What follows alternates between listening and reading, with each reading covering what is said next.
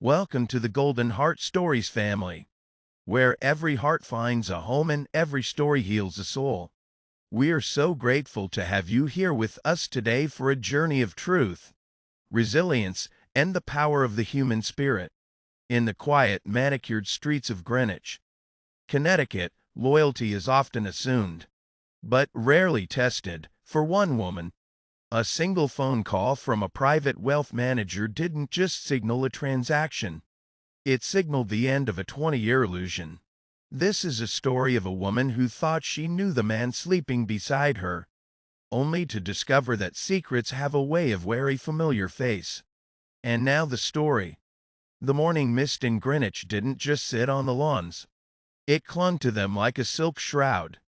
Expensive and suffocating, Katherine Sterling stood in her kitchen, the marble countertops cold beneath her palms. At 52, she had mastered the art of being the perfect billionaire's wife. She was the silent engine behind Sterling Global, the woman who had traded her own Ivy League dreams to ensure Julian's rise to the top of the Manhattan skyline. She dressed in shades of cream and oatmeal, her hair a silver blonde bob that never dared to be out of place. Julian had kissed her cheek just an hour ago.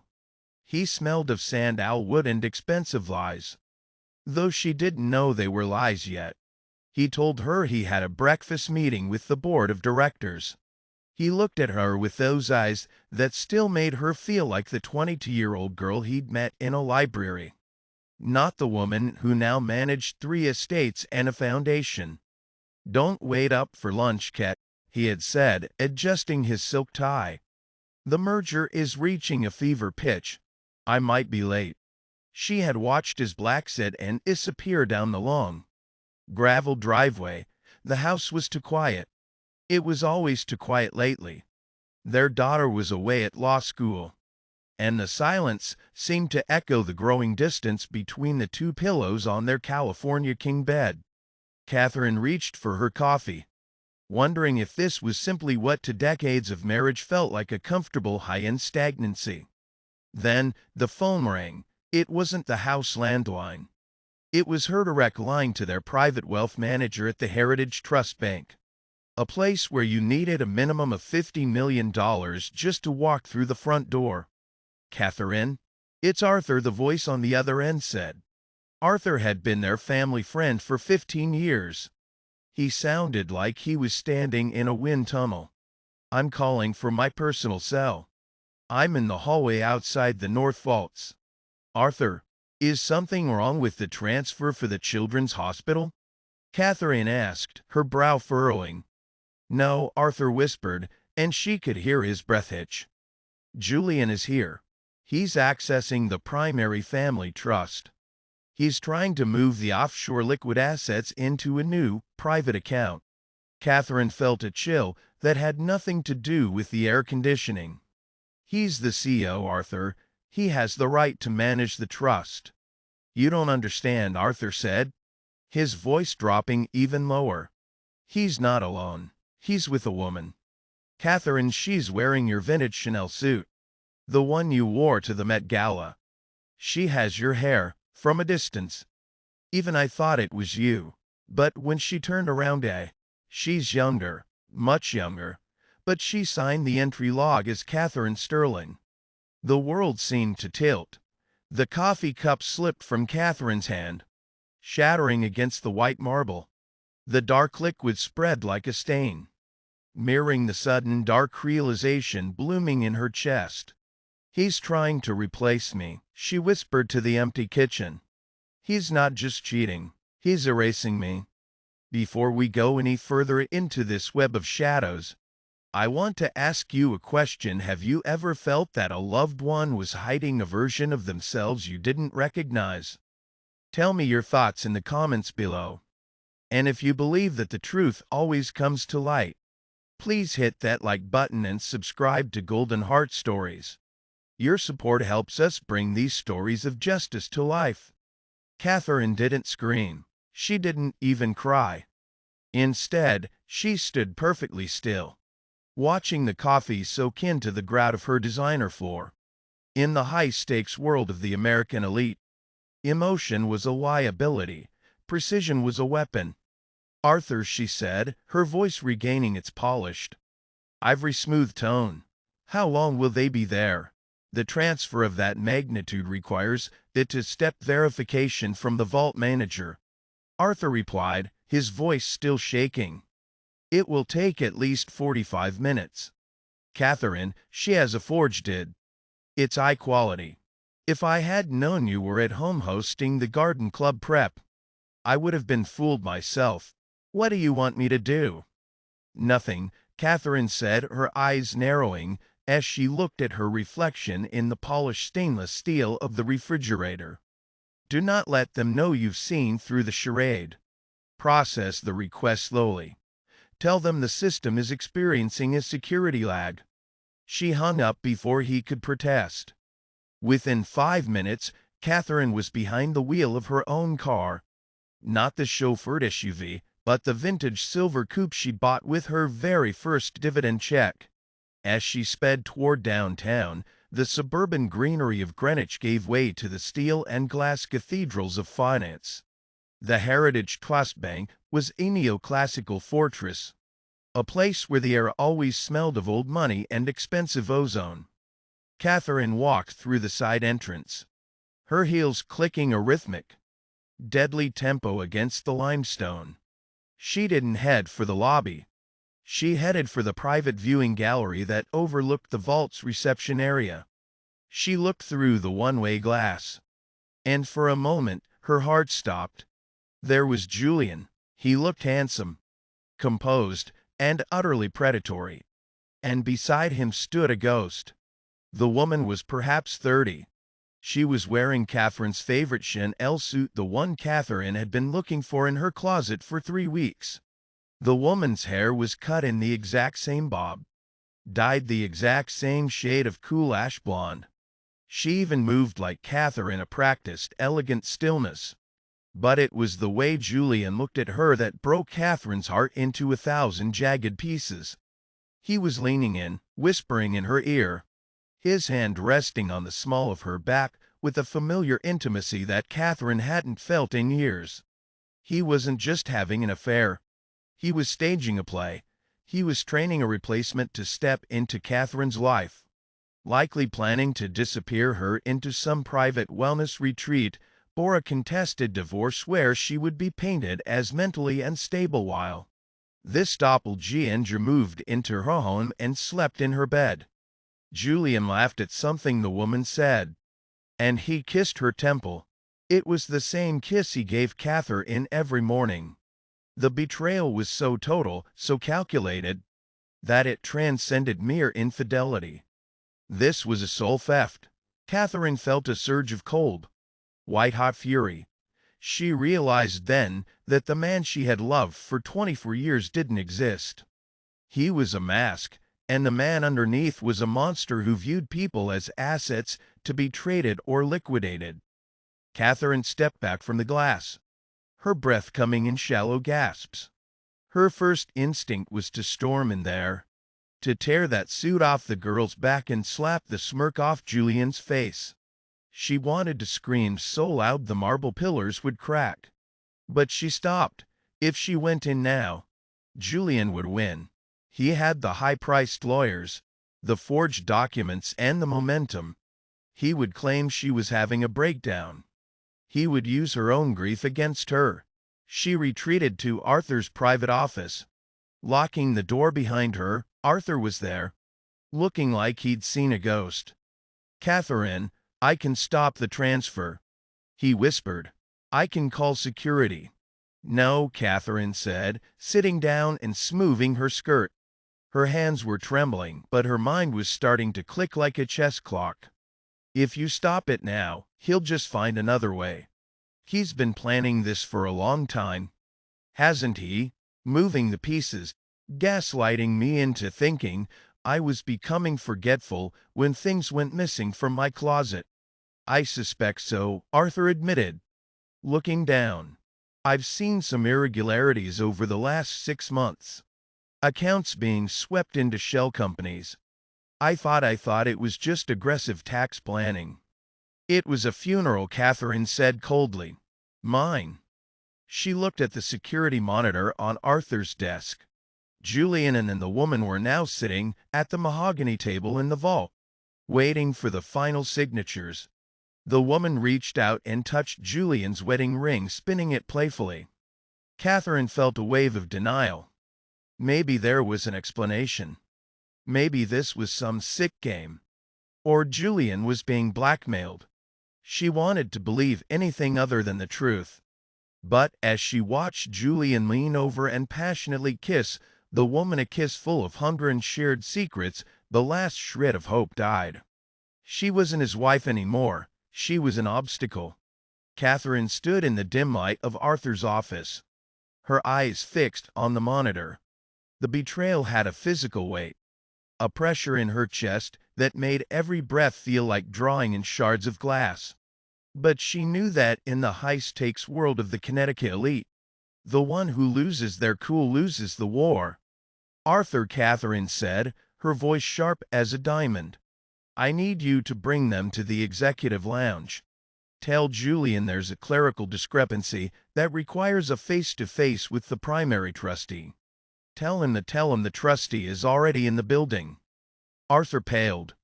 Katherine, if you confront him here in front of the staff. I'm not going to scream, Arthur. I'm going to talk. 10 minutes later, the heavy oak doors of the executive lounge creaked open. Katherine sat in a high-backed wing chair, positioned so she was silhouetted against the floor-to-ceiling windows. The sun was blinding behind her, turning her into a dark, regal shadow. Julian walked in first, his stride confident, his face set in a mask of mild annoyance. Arthur, this is highly irregular. We have a flight to catch at Teterboro in 2 hours. I told you. He stopped dead. The woman the double walked in right behind him, nearly bumping into his back. She was laughing, clutching a designer handbag that Katherine recognized as a limited edition she bought in Paris. The silence in the room was absolute. It was the kind of silence that precedes a lightning strike. Hello, Julian, Katherine said, her voice echoing off the wood-paneled walls. And hello, Amy. The younger woman let out a small, strangled gasp, her hand flying to her throat. Up close, the resemblance was uncanny, the same surgical refinement, the same calculated elegance. But her eyes were wide with a common, vulgar fear that Katherine had long ago outgrown. Julian's face went through a series of rapid transformations: shock, calculation, and finally, a terrifyingly cold calm. He didn't move toward Katherine. He didn't apologize. He simply stepped sideways, shielding the younger woman. Katherine, he said, his voice flat, you shouldn't be here. In my own bank, checking on my own money? Katherine stood up slowly. I think this is exactly where I should be. You're confused, Julian said, his voice dropping into that soothing, gaslighting tone he'd used on her for months.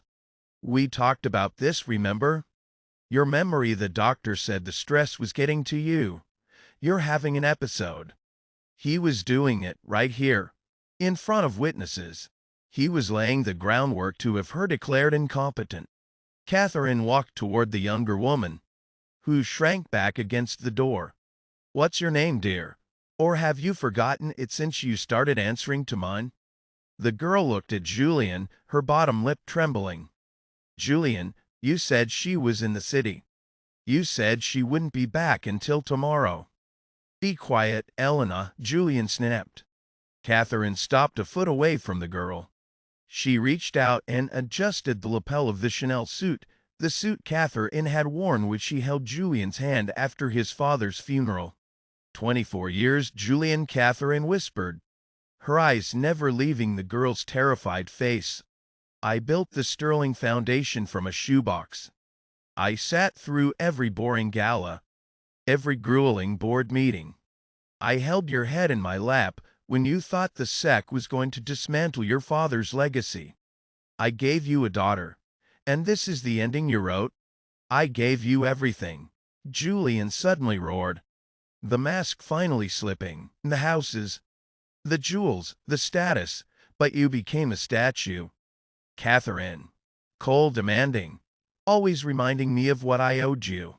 Elena, she reminds me of who you were before you became a shark. She reminds you of someone you can control, Katherine countered.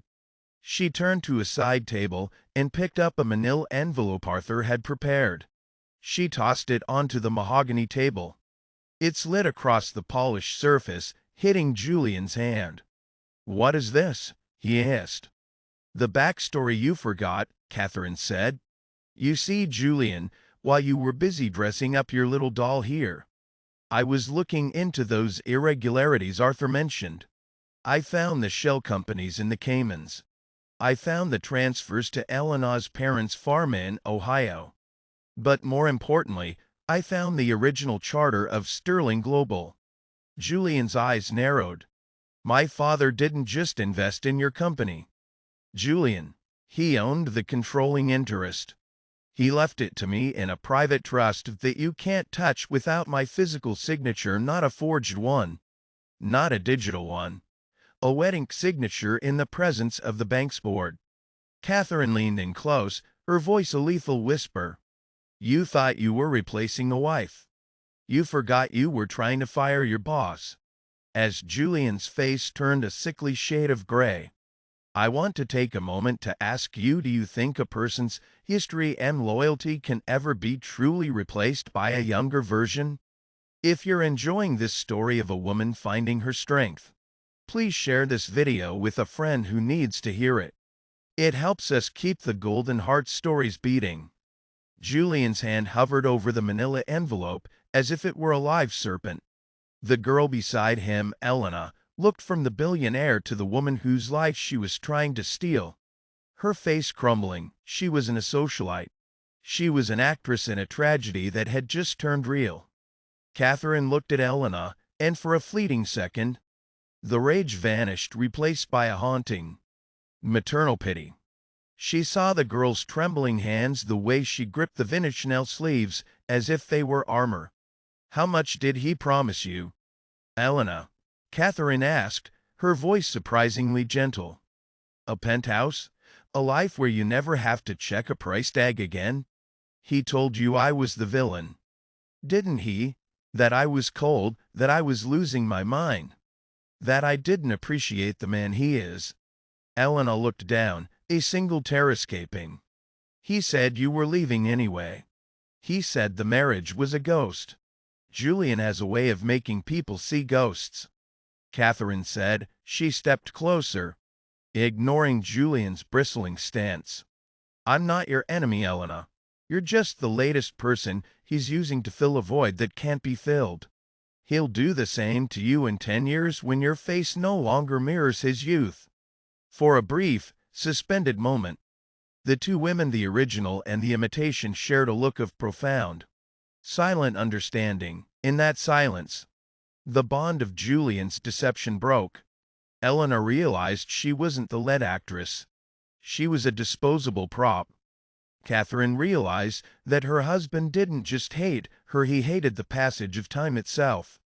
"Enough of this theater," Julian yelled, slamming his fist onto the table.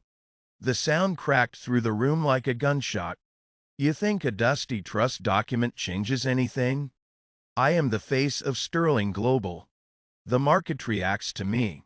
If you try to sink me, you sink yourself. You'll be the crazy ex-wife who destroyed a billion-dollar empire out of spite." He turned to Elena, grabbing her arm roughly. "Get in the car. We're leaving." "She's not going anywhere with you, Julian," Katherine said. "Watch me." Julian looked at Katherine with a sneer that distorted his handsome features into something unrecognizable. "You're old, Katherine. You're a relic of the climb I've already finished. You can keep the house in Greenwich. I'll take the liquid assets, I'll take the girl. And I'll leave you with your memories and your controlling interest in a company I will personally gut before I walk out the door." He leaned in, his breath hot against her ear. "Nobody loves a woman who's too smart for her own good. You'll die in that mansion alone, surrounded by marble and silence. It was the lowest point. The words stung because they touched the very fear Julie and had been cultivating in her for years, the fear that without him, she was invisible. He shoved past her, dragging Elena toward the door. Katherine stood alone in the center of the executive lounge.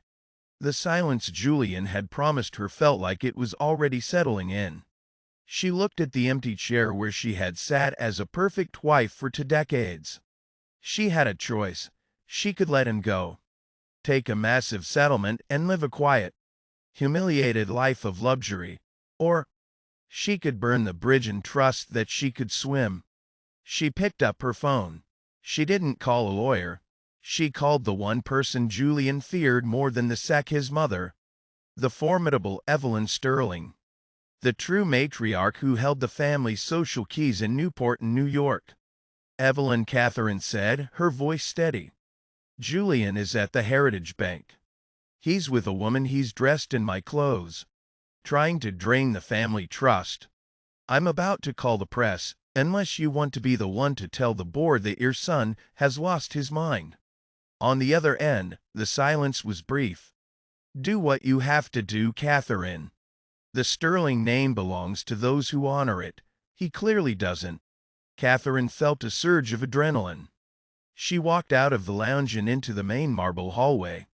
Julian was at the heavy brass elevators, frantically pressing the button. Elena was pulling away from him, her face masked in shame. Julian, Katherine called out. He turned, his face smug. Changed your mind? Ready to negotiate? No, Katherine said, holding up her phone. I just sent the security footage of you and your twin to the New York Post. And I just spoke to your mother. The board meeting to strip you of your chairmanship is being called for 4 o'clock today. Julian's face went from pale to a terrifying, bruised purple. You wouldn't. You'll destroy the stock price. I don't care about the price. Julian, Katherine said, walking toward him with the grace of a queen reclaiming her throne. I care about the value. And you have none. 6 months later, the Connecticut sun was warm on Katherine's shoulders as she sat on the terrace of her new home, a smaller, sun-drenched estate overlooking the water. She wasn't wearing oatmeal or cream. She was wearing a vibrant royal blue silk wrap. The news on the tablet beside her headlined the finalization of the divorce of the century. Julian had been ousted from the company. The replacement scandal had turned him into a pariah in the highbrow circles he craved. He was currently fighting 3 separate fraud lawsuits, his wealth evaporating into legal fees. Elena had reached out to Katherine a month prior. She had returned the Chanel suits and the jewelry. Katherine had helped her find a job at a gallery in Chicago, far away from the toxicity of the Sterling shadow. The doorbell rang. It was her daughter, back from law school, looking bright and proud. Ready for lunch, Mum? Katherine stood up, catching her reflection in the glass door. She didn't see a relic. She saw a woman who had been forged in fire and come out as tempered steel. She had lost a husband, but she had gained her life. She thought back to that day at the bank, the day the husband who tried to replace her ended up losing everything. Karma hadn't just knocked, it had moved in and changed the locks. As we close the doors on this chapter of Golden Heart Stories, ask yourself, is it better to be alone with your truth, or surrounded by a beautiful lie? We'd love to hear your perspective in the comments. Don't forget to like, subscribe, and share this story with someone who believes in the power of starting over. Until next time, keep your heart golden.